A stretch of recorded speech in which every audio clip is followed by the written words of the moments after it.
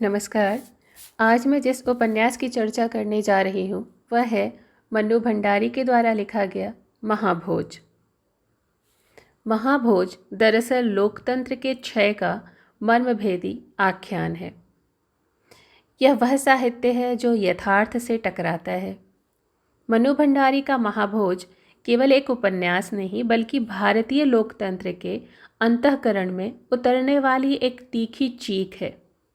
यह उस समय की राजनीति का लेखा जोखा है जब जनतंत्र के नाम पर सत्ता का महाभोज चल रहा था, जहां जनता भूखी रह गई और नेता तृप्त हो उठे।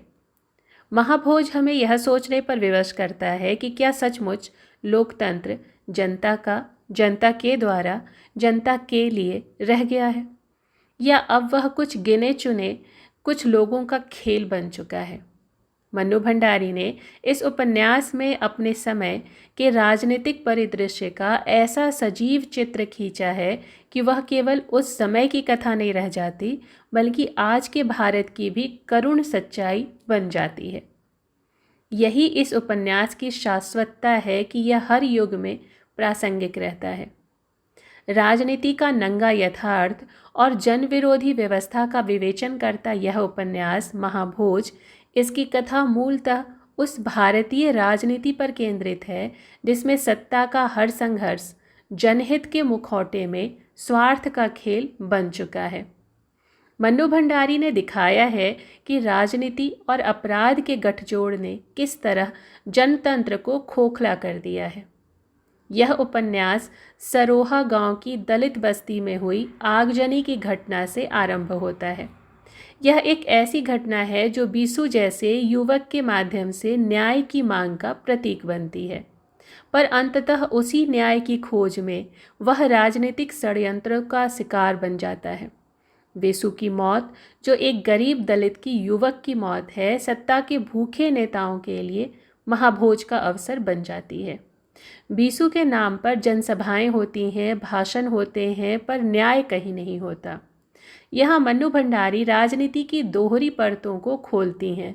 एक वह जो जनता के सामने आदर्श, निष्ठा और सेवा की भाषा बोलती है, और दूसरी जो भीतर से सड़ी गली है, जहाँ पद, लाभ और सत्ता ही एकमात्र लक्ष्य है।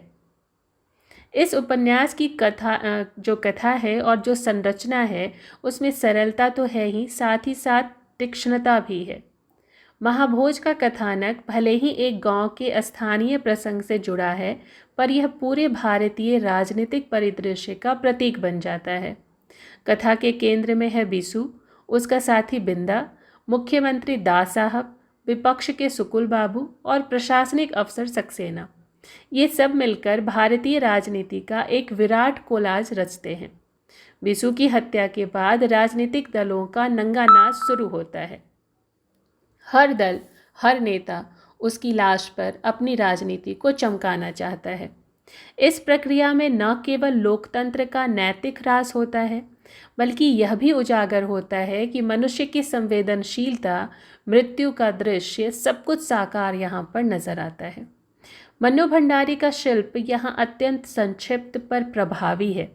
वे संवादों को, स्थितियों को और प्रतीकों के माध्यम से उस गहराई तक ले जाती हैं हमें जहाँ व्यवस्था की सड़ांध महसूस होने लगती है।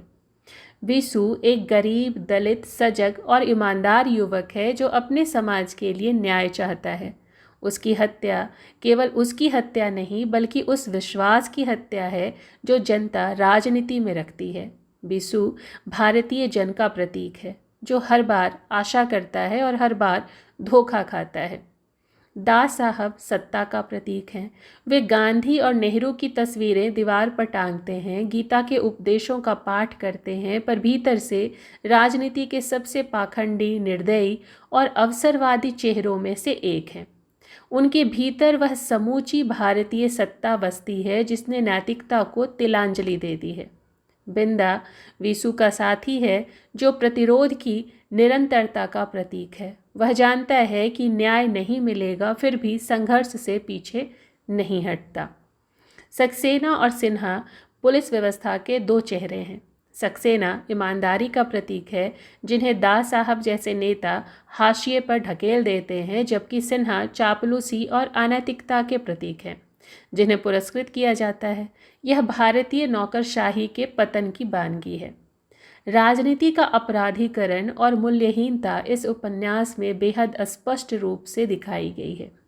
मन्नू भंडारी ने अपने इस उपन्यास में भारतीय राजनीति के उस अंधेरे कोनों को उजागर किया है, जहां मूल्य, विचार और नैतिकता की जगह अवसरवाद, भ्रष्टाचार और गुंडागर्दी ने ले ली है। पात्र काशी का संवाद है, राजनीति हमारी विचार शून्य तो थी ही, इधर कुछ सालों से आचार शून्य भी हो गई है। आज के राजनीतिक परिदृश्य पर भी यह संवाद उतना ही सटीक बैठता है। राजनीति में बढ़ती यह मूल्यहीनता केवल उस समय की नहीं, बल्कि आज की राजनीति की भी सच्चाई है।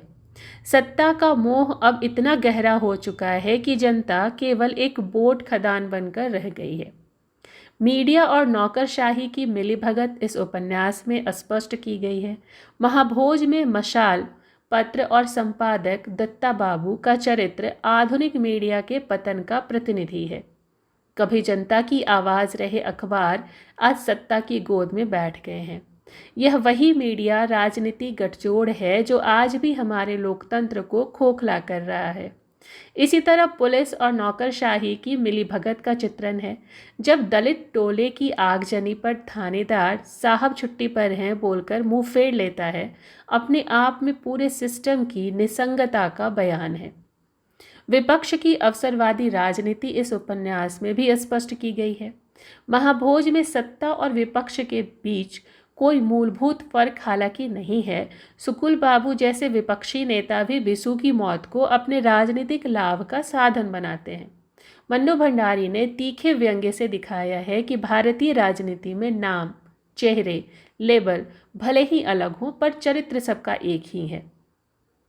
यह उपन्यास इस बात की घोषणा करता है कि जब राजनीति सिद्धांत विहीन हो जाती है, तब जनतंत्र केवल एक तमाशा बनकर रह जाता है। एक महाभोज जिसमें जनता ही सबसे बड़ी अनुपस्थित इकाई है। अंधविश्वास, धर्म और पाखंड का गठजोड़ यहाँ दिखता है। उपन्यास में सुकुल बाबू का नीलम रतन में विश्वास और मंत्रोच्चार करते हुए राजनीतिक निर्णय लेना उस मानसिक अंधकार का प्रतीक है जिसमें विवेक की जगह अंधश्रद्धा ने ले ली है। मन्नू भंडारी इस माध्यम से यह दिखाती हैं कि जब सत्ता विवेक खो देती है तो समाज अंधेरे में धकेल दिया जाता है। भविष्य के प्रति चेतावनी देता यह उपन्यास कालजयी प्रासंगिकता रखता है। महाभोज का सबसे बड़ा वैशिष्ट्य यही है कि यह अपने समय से आगे की राजनीति को भी पढ़ लेता है। आज 4 दशक बाद जब राजनीति में भ्रष्टाचार, मीडिया गठजोड़, धार्मिक ध्रुवीकरण और अवसरवाद चरम पर हैं, महाभोज और अधिक प्रासंगिक हो उठता है। यह उपन्यास केवल 1970 के दशक की आलोचना नहीं करता, बल्कि आज के लोकतंत्र के संकट को भी उजागर करता है। निष्कर्ष के तौर पर अगर देखें तो जनता की हाशिए पर होती जाती उपस्थिति को यह उपन्यास बखूबी दर्शाता है। महाभोज मन्नू भंडारी की सामाजिक प्रतिबद्धता का प्रमाण है। उन्होंने अपने व्यक्तिगत भावलोक से बाहर निकलकर समाज के उस व्यापक यथार्थ को देखा जिसमें अन्याय है, छल है और सत्ता लोलुपता ने नैतिकता की हत्या कर दी है। यह उपन्यास हमें यह सोचने पर विवश करता है कि आज भी क्या हमारी व्यवस्था विसु जैसे किसी युवक के लिए न्याय सुनिश्चित कर पाई है? क्या हमारा लोकतंत्र अब भी जनता के प्रति उतना ही संवेदनशील है जितना संविधान लिखते समय कल्पना की गई थी? महाभोज का उत्तर स्पष्ट है, नहीं। और यही नहीं इस उपन्यास को कालजयी बना देता है। मन्नू भंडारी इसमें लिखती हैं कि जब घर में आग लगी हो तो अपने अंतर जगत में बने रहना अप्रासंगिक, हास्यास्पद और किसी हद तक अश्लील हो जाता है। यह वाक्य ही महाभोज की आत्मा है। यह उपन्यास साहित्यकार की सामाजिक जिम्मेदारी का उद्घोष है कि जब समाज जल रहा हो तब कलम को भी मशाल बनना चाहिए।